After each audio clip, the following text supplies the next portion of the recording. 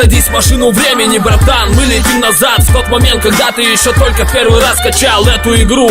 И первый раз зашел в ангар, и он уже тут как тут, он там как там. Советский легкий танк первого уровня. Главная особенность: 45 миллиметров орудия, низкая динамика, невысокая точность, долгое сведение и малые запасы прочности компенсируются лишь отличной скорострельностью. И да, эти строчки я украл из Википедии, но какая разница, вы все это знаете. На 100% уверен, что вы на нем играли. Этот маленький парень сразу был у нас в ангаре. Ты, недолго думая, выбрал его сторону. Да ведь не так ли? Если я не прав, не страшно, он все равно останется для нас тут самым-самым важным. Не мал, не велик, не смол, не биг. МС-1, Брелок, сия Руси, мехвод и командир думают, где бы им найти еще стакан. Третьим будешь заходить? Не мал, не велик, не смол, не биг. МС-1, Брелок, сия Руси, мехвод и командир думают, где бы им найти еще стакан. Третьим будешь заходить? Стой! Куда? Мы еще не закончили. МС-1 разрывает врагов своих клочья. Он разрывает в клочья даже десятки, допускает это во снах. Но ведь факт остается фактом. Его так часто я вижу в боях серьезных, с оптикой и трубой в кустах светит молча. Иногда умудряется делать и фраги. Враг его проигнорировал, теперь враг сам в ангаре. Если не пробьет, то напинает по гуслям. Будет не пробитиями, нервировать он до конца. Выбесит Иса,